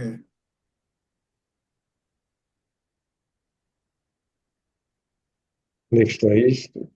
Assim Estás a ouvir estamos a ouvir muito melhor, agora. pá. Estamos a ouvir bem Fala assim. assim, estás a ouvir bem. Está a ouvir? Sim, Podes sim. falar assim, estamos a ouvir muito bom, muito Está a bem. ouvir bem? Sim. Pronto. Eu tenho visto, porque os problemas que nós estamos efetivamente aqui a anunciar, a falar, não são características desta sociedade. Não? São características nós encontramos isso em todas outras grandes sociedades Hum, por exemplo, enfim, estivemos, o Vlad esteve nessa altura, estivemos nos Estados Unidos e havia uma rua em Brockton, que a gente não podia penetrar. Sim. Não podia efetivamente entrar efetivamente naquela rua. E era uma grande parte dos problemas que existiam naquele local, e por via do qual se tornava impenetrável, inclusivamente, a própria autoridade, tinha a ver com comunidades cabo-verdianas, uma grande parte daquela, Açoriana. daquela comunidade. Eu tenho visto, enfim, noutras situações, que o remédio que tentam efetivamente aplicar parte daquilo que se chama uma abordagem integral. Integral. Políticas públicas, ações institucionais públicas de proximidade, como seja juntas de freguesia, como seja Câmara, como seja ações comunitárias, e as próprias populações afetadas, ações delas. Mas há um elemento importante que eu queria efetivamente aqui suscitar e perguntar: qual é o papel ou qual é a preocupação das nossas comunidades há muito antigas ali, e gente que funciona nessas comunidades mais fechadas, qual é o pensamento deles sobre intervenção, ou seja, estejam criarem condições de representatividade. Condições de representatividade. Ou seja, eu lembro do Obama, da história de vida que eu li dele. O Obama começou por trabalhar com comunidades. Com comunidades. Era assistente em algumas comunidades ali nos Estados Unidos da América, da zona onde ele funcionava. E houve um momento em que ele disse para si próprio, ele chegou à conclusão de que, para ajudar de uma forma eficaz aquela comunidade, no sentido daquilo que ele desejava e pensava que fosse, e ajudar aquela comunidade a construir, a alcançar os seus objetivos, os seus sonhos, ele disse: é preciso, efetivamente, que eu tenha poder para ajudar a modificar as coisas. Eu tenho poder. E de poder em poder, mas sempre com essa ideia em mente, ele chegou ao Presidente da República dos Estados Unidos da América. Eu pergunto aos nossos amigos ali, qual é o tipo de intervenção que têm os nossos conterrâneos, enfim, e membros dessas comunidades problemáticas que nós falamos, qual é a preocupação deles de intervenção política na resolução desses problemas? Quantos são membros das comissões, como é dizer, das associações, das comissões de moradores? Quantos são membros das juntas de freguesia? Quantos são membros das câmaras municipais? Isso há muitos anos que eu venho efetivamente dizendo isto. Eu digo, participem das instituições sociais, das instituições de poder. Porque é ali que as coisas se resolvem. E este poder até pode ser poder corporizado naquilo que o senhor arquiteto diz que são intervenção das próprias populações organizadas.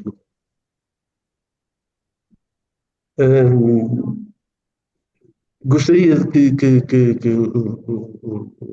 os nossos parceiros sobretudo aqueles que funcionam mais de perto com as nossas comunidades, dissessem o que é que vem, como é que vê este problema da participação nos poderes de decisão para na resolução dos problemas que efetivamente anunciam. É evidente que o Estado tem o poder ou tem a obrigação de criar condições para políticas de integração e de igualdade, tem responsabilidade, efetivamente, na segurança da população, tem responsabilidade em criar condições de desenvolvimento económico dessas áreas aparentemente marginalizadas, tem o poder ou tem a obrigação de combater a discriminação, qualquer que ela seja, nessas zonas, mas há áreas em que são os próprios cidadãos ali, através desses bairros, que têm de tomar em mãos os poderes que efetivamente eles têm de fazer as coisas acontecer. Ou seja, a minha intervenção é colocada na perspectiva de poder. E poder exercido através das várias instituições de proximidade, os quais estão efetivamente ao nosso ao dispor. Ok. Gostava de ouvir o senhor arquiteto Mário Moreira sobre isso. Eu ia sugerir o seguinte: nós estamos relativamente próximo. Houve aqui um problema, eu estive meio perdido não sei o que aconteceu. Isto diz-me que está a transmitir para o YouTube, mas não se consegue ver. Mas isso é uma questão que se pode resolver a posteriori. De qualquer modo, e antes de passar a palavra, como eu disse no início, a intenção é a seguinte, e aí vai, digamos, ser um trabalho que eu vou tentar fazer nos próximos tempos. Eu vou depois pegar nessa gravação e vou tentar transformar essa gravação num conjunto de pontos de vista que foram colocados, e depois farei a distribuição para todos, e depois veremos que outra utilidade pode sair daí. Posto isso, então, eu passava a palavra para os nossos convidados para nós finalizarmos. Podemos começar pela ordem como começamos. Eu posso passar a palavra ao arquiteto Mário Moreira para ver algumas considerações que queira fazer. Não, eu só ia responder ao desafio agora do Lucas Cruz. Não, eu estou perfeitamente de acordo que vamos lá ver, esse envolvimento, no fundo, envolvimento, no fundo, depois até na própria administração de poder, isto é, podendo conquistar e administrando o poder, naturalmente, que isso dá ganhos significativos. Com uma ligeira prudência. Alguns exemplos não são os melhores exemplos, porque eu diria que aí a regra é esta, que se alcance, no fundo, que se alcancem lugares e no poder local e noutras instituições. O que é importante é que quem alcançar e quem for responsabilizado nesses poderes, no fundo, não perca a origem de quem suportou esses poderes. Essa ligação é que não pode deixar de existir, que, muito sinceramente, eu considero que o exemplo do Obama não é o melhor exemplo, porque com tanto poder que perspectivava, no fundo, ser presidente dos Estados Unidos, isso não se repercutiu de uma forma ponderada e equilibrada naquilo que as comunidades mais desfavorecidas socioeconómicas, e não me estou só a referir a de origem africana, mas as comunidades mais desfavorecidas dos próprios Estados Unidos, enfim, alcançaram com esse lugar de poder. Mas não alcançaram porque, de facto, não pode haver um desligamento. Isto é, o desligamento com a origem é que importa que não exista. E no fundo, ver aonde é que, isto é, com que programas e com que objetivos e com que responsabilidades é que nos colocamos. O Rolando há bocado dizia claramente, o Presidente da Câmara de Loures esteve ali a prometer pavimentar e eu não sei o que quando esteve em campanha eleitoral. Quer dizer, hoje não pavimenta nada e daí já se esqueceu das coisas. Portanto, é esse tipo de situação. É isso que eu acho que, por exemplo, a experiência do processo SAL, efetivamente, as associações de moradores e quem as integrava estava de facto muito ligada e muito radicada, isto é, nos moradores que os tinham eleito para aquelas responsabilidades, porque eram confrontados no dia a dia, enfim, com responsabilidades que teriam que desempenhar nesse papel isto é, de promover as alternativas habitacionais. Era só isto, mas estou muito de acordo. O envolvimento não chega vamos lá ver, às vezes há aqui umas situações nós não podemos fugir ao tema. O tema, e eu creio que cada dia vai ser, aliás, está cada vez mais flagrante. Há uma questão de, isto é, a assunção, no fundo, a assunção de opções políticas é fundamental e é determinante. Ou se está de um lado ou se não está. Aquelas coisas tanto dado de um lado como do outro, tudo colabora. Não é tudo colabora. Nós estamos a ver que cada vez se clarifica mais que há perspectivas diferentes. Há perspectivas diferentes. E, de facto, é isso que eu estava há bocado a referir quando dirigia à Felizmina. No quadro que nós temos hoje no país, nós não podemos acreditar que muitos, e agora não sei se vou ferir os de alguém, mas quer dizer, ter o Chega a resolver o problema de algum problema, isto é, alguém que se chega àquela participação política vai resolver algum problema daqueles, não vai agravá-lo. Mexemos na iniciativa liberal vai dar emprego? Não vai dar emprego. Eles dão negócios para explorar outros que iam trabalhar para eles. E isto é e eu iria por aqui fora, não vou aprofundar mais. Quer dizer, importa que. Agora, participar, sim, participar com base nos interesses locais, e por isso é que eu digo, os interesses coletivos da comunidade ficarem expressos e isso ser o seu programa, isso é meio caminho andado. Isto é, se o programa for, no fundo, refletir a resolução dos problemas locais destas situações e destes bairros, estão no caminho certo. Estão no caminho certo. Agora, cuidado depois a quem se aliam para resolver esses problemas, para não serem enganados. É só isso, mano. Quer dizer, há aqui uma questão que é colocada, eu não quis estar a meter-me na discussão, enfim, mais para moderar, mas há aqui uma questão que é colocada. Eu lembro-me que há muitos anos atrás, no âmbito dos congressos de quadros, se falava na importância de haver pessoas da comunidade próximas do poder. E isso coloca aqui uma questão que é muito importante. Como é que as comunidades conseguem, direta ou indiretamente, aproximar de órgãos de poder locais, etc, etc. Isso é uma questão interessante, que talvez merecesse, digamos, alguma vez nós discutirmos isso. Mas não vou continuar. João, quando eu falei do Obama, eu não estava a referir-me àquilo que ele depois fez ou pôde fazer. Sim, era a questão. É uma coisa importante. O que eu queria referir é que ele chegou à conclusão de que a resolução de muitos pequenos problemas com que ele se confrontava como animador social passavam para detenção do poder. Não só o poder, como a utilização do poder. E quando digo detenção de poder, esse poder exerce-se em vários escalões da organização da vida social e até chegar à política. Mas é necessário, é indispensável existir, digamos, uma intenção, uma apetência para... Eu vivo num concelho que tem muitos cabo-verdianos no poder local, mas isso não se traduz propriamente em qualquer tipo digamos, de vantagens para as comunidades cabo-verdianas. Portanto, isso é uma questão... Mas passava felizmente... Isso é uma questão da traição à missão.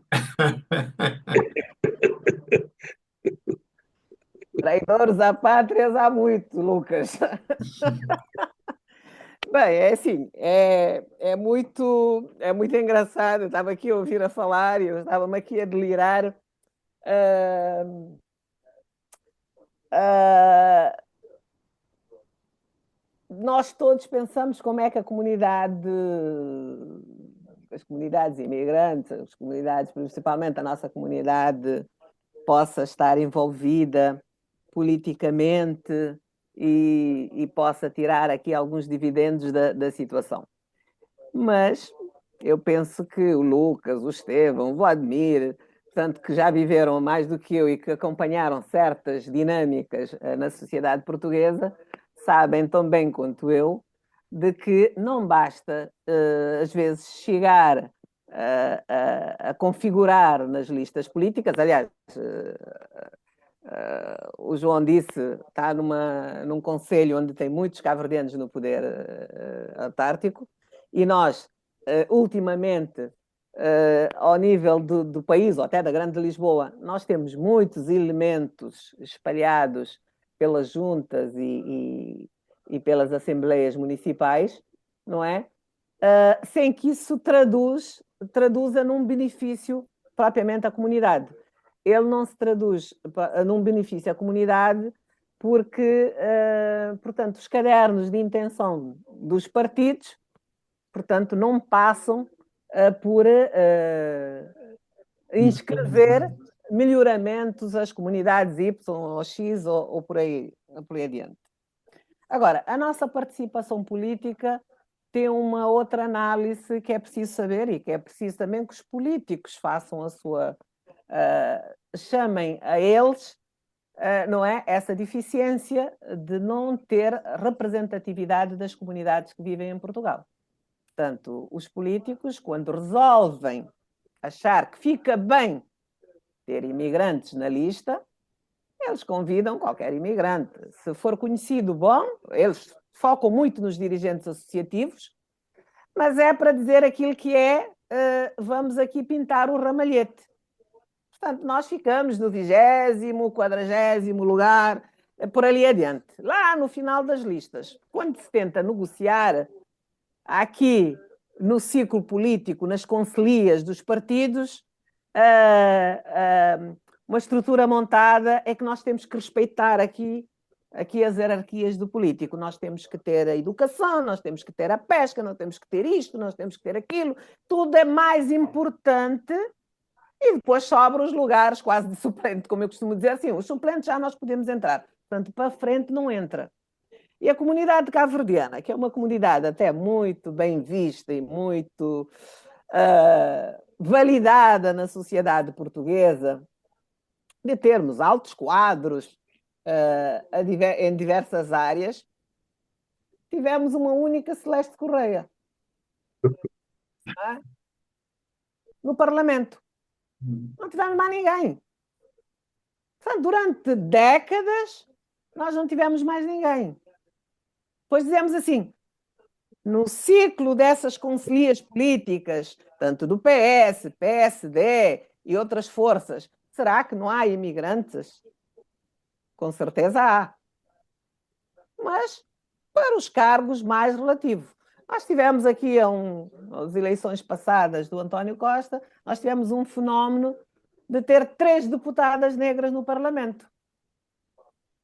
Elas sumiram, não é? Resistiu a Romualda Fernandes do PS e o eleito depois do António Costa retirou a Romualda do Parlamento. Portanto, termos deputadas negras no Parlamento era um reflexo aqui, era um sinal à sociedade de que nós pertencemos, não é? Porque há aqui uma falta de representatividade das comunidades imigrantes em Portugal que não nos ajuda também a caminhar. Portanto, ninguém quer saber da política porque nós não contamos para nada. Quando vêm nos convidar, é lá para o fundo. Nós não estamos em eleições. Portanto, é isso que se passa. E depois é assim, temos uma outra coisa na política, que isto é geral, não é? Eu penso que nós não temos que ser militantes do partido com carteirinha para servir a uma lista. Portanto, essas coisas de nós só somos reconhecidos se nós nos filiarmos ao partido, pá, para mim não faz sentido. Portanto, eu acredito nas pessoas, no poder que as pessoas possam ter de influenciar ou não dentro da comunidade se eu a trouxer para a minha lista, mas eu não quero saber se ela pertence ou não ao partido. Se calhar com o tempo ela até apanhará o gosto de pertencer ao ciclo. Mas não podemos esperar que os imigrantes vão lá se inscrever, porque isto não está na nossa... Aliás, nem nos partidos, nem no associativismo. Portanto, os imigrantes vieram para trabalhar e essas questões de militância associativa ou partidária está no último degrau da cadeia das preocupações dos imigrantes. Portanto, nós não chegamos lá. Até porque a própria sociedade não nos dá sinal de nós também nos envolvermos. Basta olhar a sociedade a ver onde estamos. Não é? Os quadros que nós temos estão meio escondidos, não estão visíveis. Não é? Como é que uma pessoa pode se inspirar de ser um político, de ser isso, se nós depois não os vemos? E nós sabemos que no seio dos partidos existe muito boa gente, mas que não é chamada na linha da frente. Portanto, nós estamos lá para preencher o ramalhete. E isto em todos os setores. Portanto, enquanto nós mudarmos esse pensamento político, nós não vamos ter representatividade das comunidades imigrantes que residem em Portugal. Ok. Isso é Deixa-me a minha passar leitura. agora a palavra ao Rolando. Neste caso, eu também estou de acordo que quanto mais poder nós tenhamos, mais possibilidade temos de fazer alterações e mudanças. Agora, através dos processos eleitorais e principalmente a nível de cargos políticos, como a Felizmina acabou de dizer, as nossas comunidades não veem o resultado por aí. E nós temos feito essa sensibilização, ou seja, é melhor estarmos mais próximos do poder do que afastados, mas isso não quer dizer que vamos conseguir fazer a diferença de imediato, mas acredito que o processo é este, ou seja, é participarmos o máximo onde pudermos, ao nível da... Começa mesmo é a participação local, ao nível da comunidade, é ao nível da escola, é ao nível das outras organizações civis locais, depois é a nível partidário. E, infelizmente, principalmente, eu vejo mais rapidamente outras comunidades migrantes a fazerem isso do que as nossas africanas. E também, como a Felizmina reforçou, quando nos convidam, é sempre para ficar só para dar alguma cor às listas. Mesmo quando temos algum peso a nível da comunidade de arrastar muitos votos. Eu, por exemplo, já fui filiado no PS, já fui filiado no PSD, agora não estou filiado em lado nenhum, não por ideologia política, mas porque acreditava que era possível fazer alguma coisa por essa via. O que acontece é que o funcionamento dos partidos é para estarmos lá calados, sem opinião, até um dia se lembrarem de nós. Porque se corremos o risco de dar opinião, que foi o meu caso, percebi que, pronto, rapidamente percebi que não era bem-vindo. Então, se não sou bem-vindo, se calhar ainda bem que dei a minha opinião para perceber onde é que eu estava e então, para não perder muito tempo. Agora, eventualmente, eu se conseguir convencer o meu filho que ele tem que entrar num partido, porque é muito difícil convencer outras pessoas. É mais fácil convencer o meu filho porque ele já me vai escutando, vai-me acompanhando. Mas ele terá paciência para estar lá 5, 10 anos até ser ouvido? E as outras comunidades, porque como eu disse, por exemplo, aqui na nossa grande zona de Loures, os nossos imigrantes reimigram bastante. Então, eu acho que a sociedade vai se desenvolver e com o tempo, como já acontece também nos Estados Unidos, mas eu recordo, já estamos lá nos Estados Unidos há 150 anos. Ou seja, eu conheço um patrício nosso que o seu familiar primeiro que chegou lá participou na Guerra Civil dos Estados Unidos. Então, nós aqui estamos há 50 anos, então provavelmente vai levar o seu tempo para conseguirmos lá chegar, mas chegaremos. Agora, temos que focar e temos que passar a mensagem entre nós e precisamos da ajuda. E aqui queria partilhar-vos o meu pensamento. Nós, cabo-verdianos, precisamos de juntar os cabo-verdianos que estão com outro nível, João Estevão, Lucas da Cruz, Vladimir Brito, ajudem-nos a. Venham connosco às comunidades, venham connosco aos bairros, uma vez ou outra. Vamos fazer uma palestra, vamos fazer um workshop, vamos conversar, vamos também mostrar aos nossos jovens de agora que temos pessoas que já foram professores universitários e ainda são dirigentes de grandes empresas. Eu acho que isto também vai ajudar, porque não é só o exemplo de músicos e de futebolistas. Precisamos que vocês também venham até aqui às comunidades nos ajudar. E as coisas vão acontecer. Vão levar o seu tempo, mas acredito que vamos conseguir dar a volta. Ok, Obrigado. nós já estamos para além do tempo que tínhamos combinado. De qualquer modo, não sei se Vladimir, Lucas, se tem mais alguma coisa a dizer, senão nós iríamos concluir esta sessão. Na sessão. João, eu só tinha uma coisa a dizer, que a nossa tertúlia inscreva no seu programa de vida, a discussão ou análise dessa problemática do exercício do poder, onde as decisões se tomam e que interferem com a nossa vida. Eu não estou a falar só em poder político, não estou a falar em ação só política. Até porque, para isso, enfim, temos aquelas dificuldades todas que a Felizmina citou e que o Rolando também secundou. Mas há áreas da vida social, da nossa vida social, das nossas áreas de intervenção, onde o problema do poder se coloca, onde o problema da decisão se coloca. Então, é bom que estejamos ali presentes.